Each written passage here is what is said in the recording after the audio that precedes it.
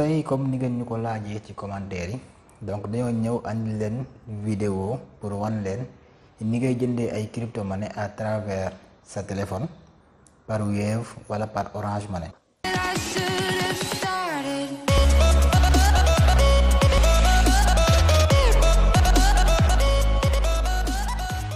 ma leen di fàttali aussi bu nekkee da ngeen di doog a dal ci vidéo bi n'oubliez pas ngeen abonné activer notification yi aussi bu nekkee lépp lu jëm ci wàllum crypto-monnaie ak entrepreneuriat ak aussi investissement yitteel na la abonneel activer notification yi ndax fii duñ ci waxtaane lenn loo xamante ni jëmu ci loolu.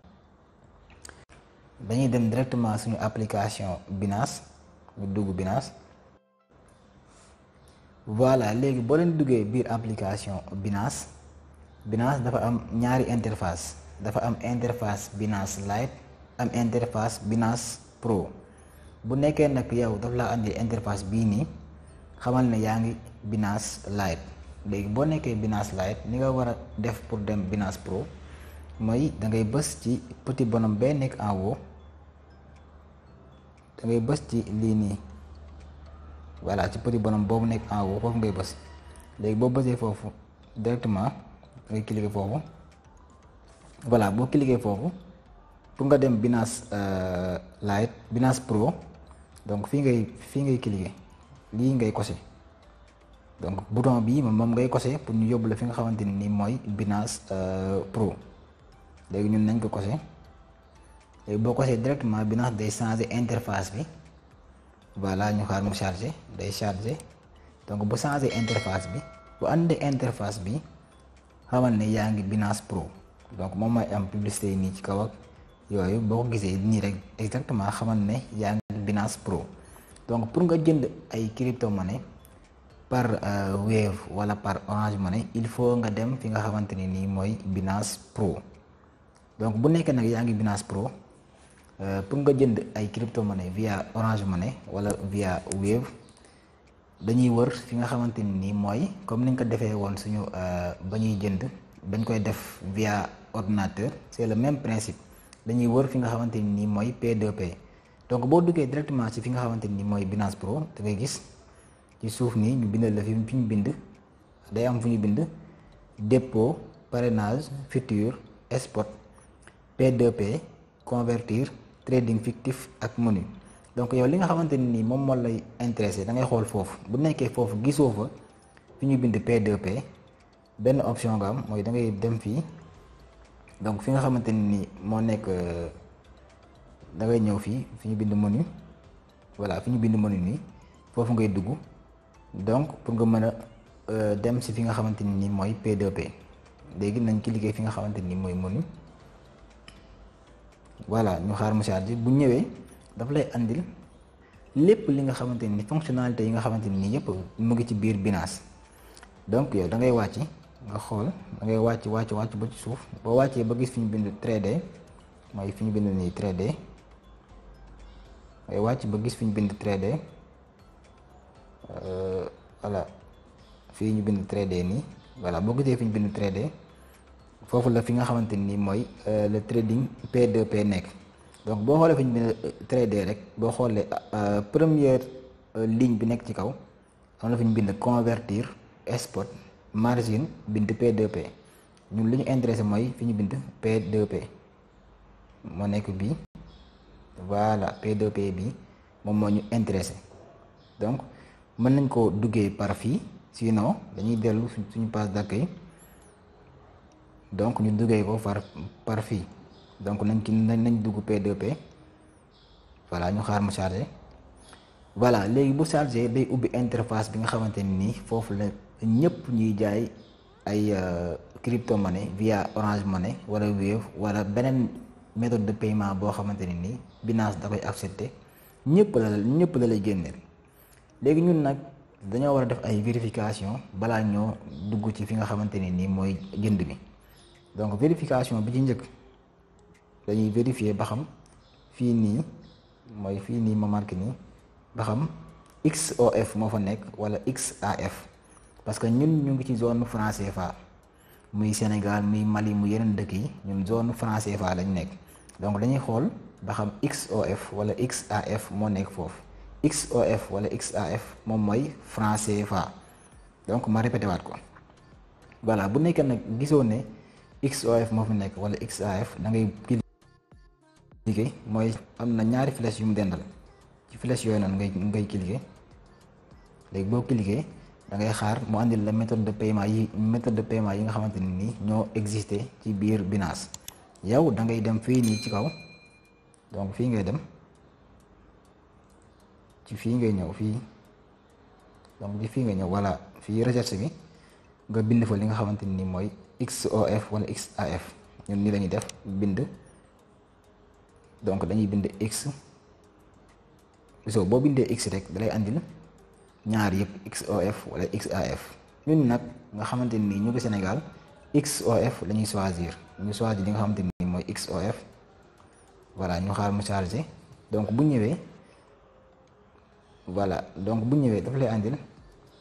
ñëpp ñi nga xamante ni dañuy jaay via XOF parce que boo leen xoolee yéen a ngi gis fii donc en haut fii la ñuy bind méthode de paiement bi mu ngi nii XOF du gis ngeen XOF amaat fii XOF amaat fii XOF donc ñii ñëpp dañuy accepter nga fay leen par franc CFA donc ñun loolu moo ñu intéressé bi ñu vérifier loolu ba pare nag li ñu desee pour ñu vérifier ko mooy dañuy vérifier ci kaw fii donc ci kaw fii fi ñu bind acheter ak vendre fii gisoo bu nekkee ñun dañuy jënd fi ñu bind acheter yi mooy gën a weex moom lañuy def mu gën a weex mooy gën a fort daal moom ngay gis sax sooy xool ci ñaar yi acheter beeg vendre bi ñu bind acheter moo gën a weex nii donc bu gënee weex rek nañ xam ne ñu ngi en option jënd maanaam ñun dañoo bëgg a jënd crypto-monnaie donc nañ ko bàyyi noonu. léegi nag beneen bi ñu desee mooy ñu xool ñun ban crypto-monnaie lañu soxla parce que bu ñu xoolee bu baax Binance proposé nañu crypto-monnaie yi yëpp nekk ci kaw Binance proposé nañu ko USDT moom mooy stable coin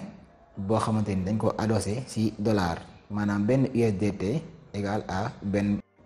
ba tey ma ñëw ci stable coin donc stable coin mooy monnaie boo xamante ni nii du yéeg du wàcc def naa ci benn vidéo pour expliquer leen ko naa def lien bi ci kaw je sais pas ba xam gauche lay ñëw wala droite mais naa ko def ci kaw donc cliquer leen foofu directement mu yóbbu leen ci vidéo bi nga xamante ni fa laay expliquer lan mooy stable coin ak aussi les mots les plus utilisés dans les crypto-monnaies ngeen comprendre mots yi ba bu ma ci waxati rek ngeen comprendre ko voilà daf ñuy proposer ay USDT proposer ñu aussi ay bitcoin mooy BTC bi bu ñu xoolee bu ñu duggee BTC ñii ñëpp mooy ñi nga xamante ni dañuy jaay ay bitcoin bu ñu duggee aussi ci BUSD mooy stable coin bi nga xamante ni plateforme Binance moo ko créé BUSD aussi moom it dañ ko adossé ci dollar benn BUSD égal à benn dollar donc ñii ñëpp dañuy jaay ay BUSD ak franc CFA wala wéebu aussi troisième méthode bi nga xamante ni lañu Binance proposé mooy ay BNB aussi crypto-monnaie la boo xamante ni Binance moo ko créé donc BNB aussi crypto-monnaie bu am dooleel actuellement donc defe naa fi may wax ak yéen nii mu ngi ci ay 200 xaw ma c'est pas dollars benn BNB ñii ñëpp mooy ñuy jaay ay BNB dañuy proposer tamit ay li nga xamante ni mooy ay Ethereum aussi def naa ci vidéo expliquer leen de A à Z lan mooy Ethereum ak kan moo ko créé ak kañ lañ ko créé donc vidéo bi naa ko def ci kaw wala ci suuf vidéo bi comme ça ngeen mën ko xool. dañuy proposer tamit ay DAI moom it stable coin décentralisé la boo xamante ni moom wékkuwul ci benn plateforme centralisée donc moom mooy DAI donc DAI moom amul ñu koy jaay actuellement moo tax ñu bindal ñu fi aucune annonce voilà léegi ñun donc li ma leen di conseiller mooy boo leen jënd ay crypto-monnaie da ngeen di choisir les stable coin soit ngeen jënd ay USDT soit ngeen jënd ay BUSD parce que mën ngaa jënd ay bitcoin wala ay Ethereum ba nga koy jënd nga jënd ko ak loo xamante ni nii comme ça nga jënd ay $100 léegi ñu envoyé la ko ba muy ñëw sa biir compte fekk na wàcc na diggante boobu wàcc na ay 20% wala wàcc na ay 30% léegi yow maanaam sa $100 doy day wàcc 20%. mën nga aussi jënd li nga xamante ni nga jëndee ko $100 ñu la koy envoyé fekk bitcoin bi yéeg na 20% sa $100 yi day yéeg da nga ciy gagné 20%. donc nag pour éviter yooyu fluctuation dama leen di conseiller ngeen jënd li nga xamante ni nii mooy ay stable coin, parce que ni nga ko jëndee noonu lañ la koy envoyé, du am benn changement bu ci am. voilà léegi bu ñu vérifier nag ba gis ne bu ñu vérifier loolu lépp dañuy choisir li nga xamante ni nii moom la ñuy jënd. ñun actuellement dañuy jënd li nga xamante ni mooy ay USDT lañ bëgg a jënd, donc dañuy ñëw ba fi ñu bind USDT ñu xool ba xam moom moo jaune, bu jaune nii ñu xam ne ñun ñu ngi en position jënd ay USDT. donc c'est vraiment très simple. donc ñun USDT lañ bëgg a jënd, dañuy dem ñu cliquer fi nga xamante ni mooy USDT.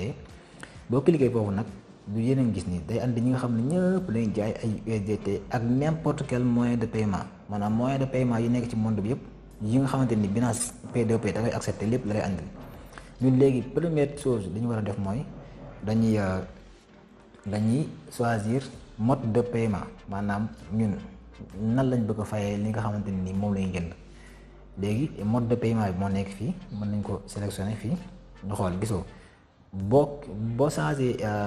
euro bi ci kaw fi ma waxoon sànq ngay changé euro def ko XOF wala XAF,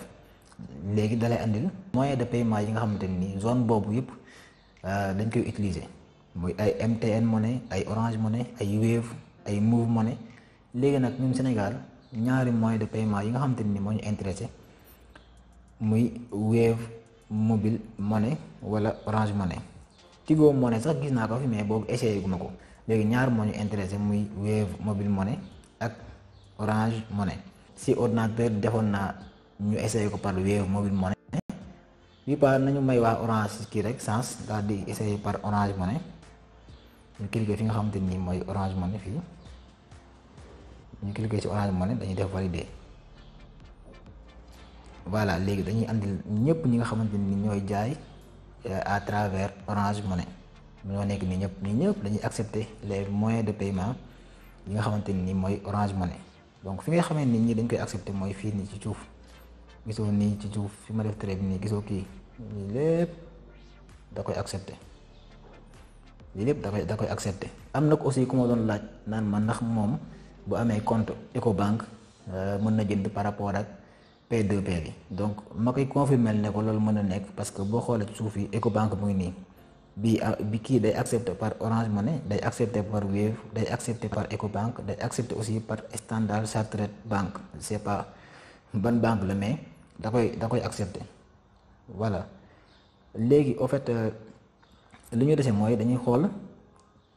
ki nga xamante ni ñun moo ñu arrangé, maanaam prix bi muy jaayee ñun arrangé nañu, te aussi ñun loolu lañ bëgg a jënd, ñu sélectionné ko. bu ñu neexee aussi ñu demaat fi nga xamante ni mooy filtré fii, bu ñu cliquer filtré mën nañoo sélectionné dëkk bi nga xamante ni moom la ñu bëgg mu génn, parce que ñun Sénégal aussi li ñuy gën a may li ñuy gën a intéressé mooy ñu jël koo xamante ni Sénégal la nekk. bien vrai que sax mën ngaa jël koo xamante ni fu nekk la nekk ci monde bi nga sélectionné ko, mais nga jël sénégalais boo xam ne mën nga koo woo, mën ngaa dem ba bureau wala parfois nga dem foo xamante ni ma ngeen toog ngeen waxtaan. donc loolu aussi day am solo lool. léegi ñun nañ sélectionné ki nga xamante ni mooy Sénégal. bu ñu sélectionné Sénégal dañuy def valider, donc automatiquement dañuy andil ñëpp ñi nga xamante ni Sénégal lañ nekk, te aussi dañuy accepter par Orange Money, di accepter aussi par Wave. donc c'est vraiment très simple. léegi dañ njëkk a jël ki nga xamante ni moo nekk ci kaw, kooku 680 lay jaayee. bu ñu jógee ci moom day ñëw ci ki nga xamante ni mooy Corneille aussi moom it 683 francs CFA lay jaayee benn USDT. moom am na 328 USDT donc la am si stockam moo ko dese. limite li muy jaay li mu gën a ndaw mu ngi jaay 3000 francs lay jaay si li gën a ndaw. bi gën a rëy mu ngi koy jaay 224000 somme maximale bi gën a rëy ci li muy jaay. bu ñu jógee kooku tamit ñu dem ci nga xam ne mooy Canacom je crois 225 moom nekkul Sénégal, ñii ñëpp sax nekkuñu Sénégal je crois. dañoo def accepté par Orange Money mais nekkuñ Sénégal, parce que tey def naa benn Sénégalais nekk fi boo xamante ni actuellement bii may tourné vidéo bi benn Sénégalais nekk fi buy jaay. voilà léegi ñu dugg fii nga xamante ni mooy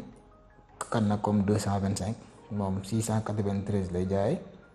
am na $155 yoo xam ne mën na koo jaay, 5000 la gën tuuti ci li muy jaay. li si gën a rey ñaata la 107 584. moom day accepter moyens yëpp léegi bu ñu vérifier lii ba pare li ñu dese mooy dañuy xool ki nga xamante ni ñun li ñu yor li ñu bëgg a jënd moom da koy jaay. par exemple ñu jël ki nga xamante ni mooy première bi muy demande non service moom 10 000 francs la gën a néew ci li muy jaay. ñu def acheter ci moom bu ñu cliquer acheter ñu xaar mu charger. voilà bu ñu defee acheter ki nga xamante ni mooy demande no service day charger léegi bu charger daf ñuy wax fii fi ñu bind noonu en franc CFA donc fii fi ñu bind noonu en franc CFA muy fii voilà ñu choisir ñu def montant bi nga xamante ni moom la ñu bëgg a jënd. voilà moom la ñu bëgg a jënd ay USDT. donc aussi lii tamit dafa am importance muy fi nga xamante ni fa lañ def mooy lii ñaari case yi mooy fi ñu bind fiat ak fi ñu bind crypto. donc ma leen di conseiller waat ngeen dem xool yi donc suñu vidéo bi ñu defoon ñu ciy wax les mots les plus utilisés dans les crypto-monnaies. donc di ngeen comprendre lan mooy fiat di ngeen comprendre aussi lan mooy mots yi nga xamante ni dañ koy utiliser la plupart ci monde crypto-monnaie. voilà donc ñaar yi da ngay xool ba xam fi ñu bind fiat moom la trait bu jaune bi ci suuf nekk parce que bu nekkee trait bi ci suuf fa la nekk rek mooy lu jaune lii nekk ci suuf mooy lu jaune lii nekk ci suuf donc su ba nekkee xam leen ne yow yaa ngi jënd en position franc CFA parce que fiat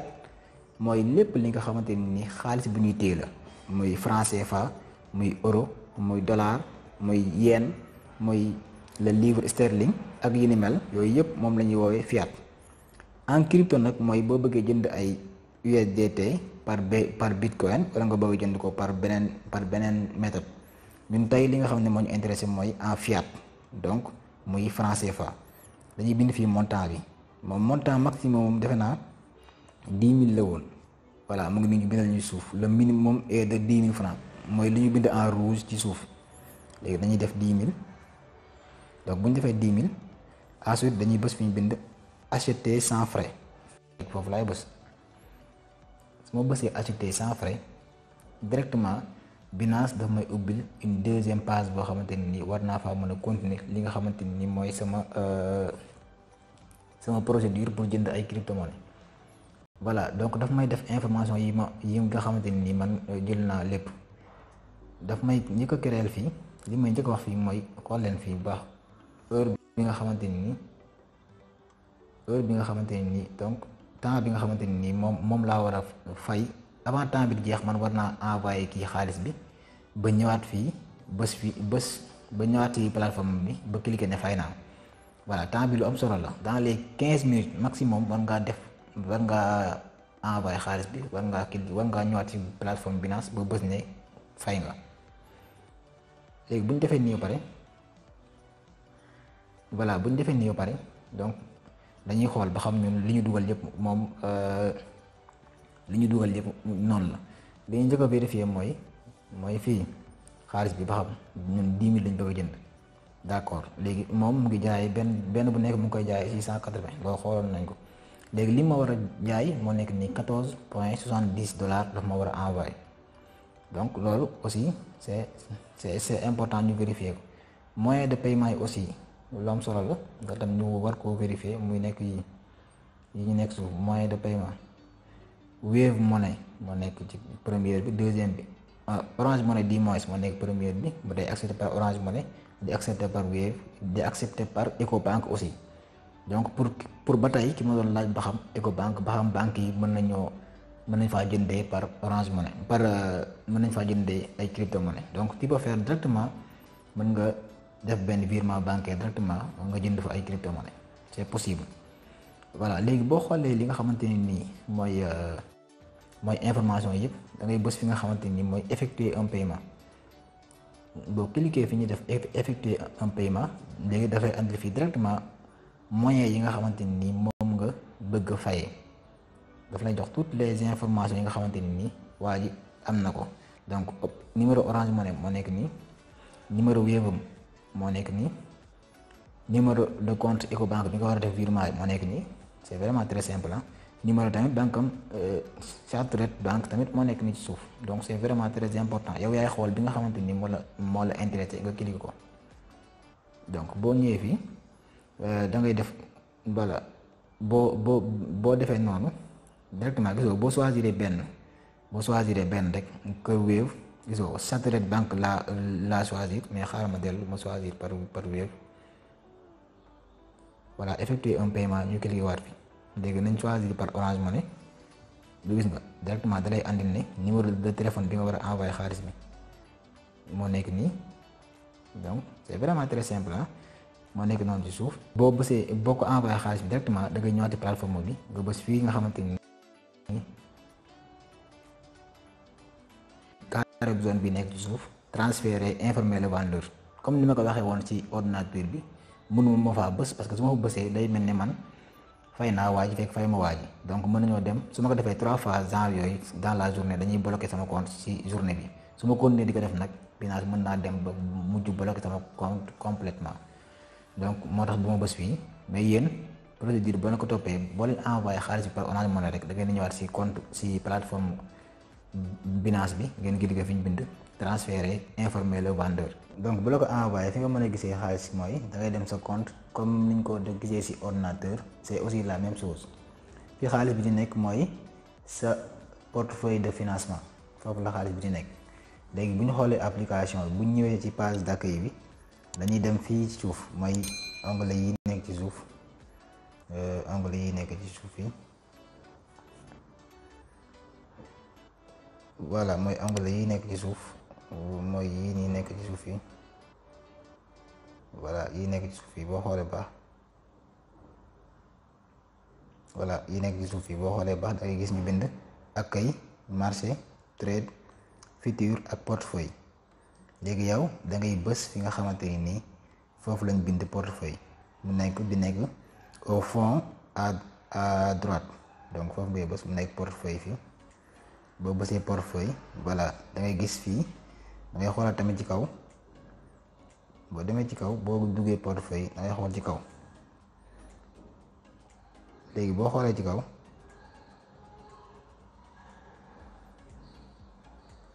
voilà da ngay dem ci kaw fii nii ngay xool mooy di ci kaw boo xoolee ci kaw di portefeuille yëpp bindal nañu ko fi. Am nga aperçu, am spot, am financement, am margin, am futur. Donc nag yow bi nga xamante ni moo la intéressé neexee nga cliquer ko nga jëlee ko fii wala neexee aussi nga jëlee ko fii ci kaw. Donc mu nekk ñaari position yooyu yëpp mën nga faa duggee. Voilà léegi ñun nañ cliquer fii ci kaw nañ jël bi ci kaw nañ cliquer fii ci kaw. Voilà boo duggee directement ci kaw dalay andil fi nga xamante ni mooy sa portefeuille. Léegi nag yow fi ngay xoolee ba xam ñëw na wala ñëwul da ngay xool bi ci suuf fi ñu bind solde nii. Boo xoolee di nga fa gis yow li nga jënd USDT wala nangam di nga ko gis fii nii mooy ci crypto monnaie yii nii ñëpp nekk ci suuf di feeñ nii. Voilà donc di nga fa gis USDT. Voilà moo nekk nii USDT bu nekkee ay USDT nga jënd donc da ngay ñëw fii fii lay ñëw. Voilà fii la li nga jënd fii lay ñëw USDT Tether US donc fii ngay gisee lépp. Donc bu nekkee nag da nga ko bëgg a utiliser da nga koy transférer sa compte spot comme ni ma ko waxee woon ci kii bi ci ni ñu koy defee ci ordinateur. Boo bëggee utiliser loolu noonu da nga koy envoyer sa compte spot parce que compte bi c'est tout ce qui est en rapport avec financement jënd jaay tout ça là. Léegi boo ko bëggee transférer sa compte spot da ngay dem fii nii nga def transférer. Donc boo defee transférer nga sélectionné fii crypto monnaie bi nga bëgg a transférer boo cliquer fii voilà di nga boo xaaree nga gis fii voilà crypto monnaie yi presque yëpp lay ñëw. Yow boo jëlee USDT nga def fii montant bi parce que man actuellement bon voilà boo xoolee fii gis nga boo bësee montant bi parce que man actuellement sama compte financement amul ay USDT. Donc da ngay cliquer fii léegi boo cliquer fii directement nga bind fii montant bi parce que actuellement même boobu bu nekkee lépp nga bëgg a envoyer aussi da ngay cliquer fi ñu bind max fii que boo ko bësee rek directement day andi sa compte financement total bi nga xamante ni am nga ko fa say USDT donc mu andi ko fii boo ko andee fii da ngay wàcc ci suuf voilà lii ngay ñëw bës mooy fi ñu bind confirmer le transfert voilà fii ngay ñëw bës dañ bind confirmer le transfert noonu ci suuf donc boo fa bësee directement rek da koy envoyé sa compte bi nga xamante ni mooy sa compte export après loo ci bëgg a def nga def ko ci donc c'est vraiment très très très important c'est la même chose ak li nga xamante ni nii mooy sur ordinateur. voilà donc moo fàttali leen aussi ne man vidéo bi dama ko tourné par rapport ak bu nekkee téléphone Android nga yor mooy ay Samsung ay Tecno ay yooyu mais bu nekkee aussi iPhone nga yor c'est la même chose ñaari kii ñooy application ñoo nduroo amuñu benn problème de différence ak yooyu noonu directement da ngay dugg topp comme ni ma ko defee mu ànd la exactement ni nga xamante ni noonu ngay fay. voilà aussi ma fàttali leen tamit bu nekkee aussi abonné ko leen bu leen fàtte abonné. voilà bu leen fàtte abonné bu leen fàtte partager vidéo bi wax leen ci commentaire aussi donc lépp loo leen comprendre rek ngeen bëgg ñu expliquer leen ko wax leen ñu ko ci commentaire yi buñ ci mënee def vidéo nañ ci def vidéo donc merci de nous avoir suivis et portez-vous bien ba prochaine fois incha allah ñu ànd li nga xamante ni mooy ñu dugg ci li nga xamante mooy les airdrop prochaine fois si airdrop lay dugg def ci une série de 4 vidéos donc portez-vous bien et n'oubliez pas de vous abonner. bu leen fàtte aussi ma fàttaliwaat leen ko balaa ma quitter muy temps bi nga xamante ni c'est très important bii bu leen bàyyi ba mu jeex ba temps bi jeex parce que bu jeexee bu temps bi desee 5 minutes Binance da lay envoyer benn notification dañ ne la ndax fay nga waajee yooyu bu nekkee fayoo mu ne la dans 5 minutes day couper ordre bi voilà donc bu leen fàtte dugg foofu bu leen fàtte temps boobu noonu c'est vraiment très important. boo leen fayee waaji rek dugal leen directement ci application bi ngeen def transférer informer le vendeur su ko defee Binance mën a bloquer xaalis bi nga xamante ni nii waaj daf la ko war a fay donc voilà. c'est vraiment très merci d'avoir regardé la vidéo jusqu'à la fin. te aussi boo leen nekkee ay ñu bees kenn ci wàllum crypto-monnaie ak technologie blockchain bu nekkee abonné ko leen n'oubliez pas ngeen abonné activer notification yi ndax loolu moo ñu may courage ñuy gën a mën a tourner ay vidéo mën a partager yi nga xamante ni nii mooy expérience yi nga xamante ni jot nañ ko xam tuuti ci wàllum crypto-monnaie.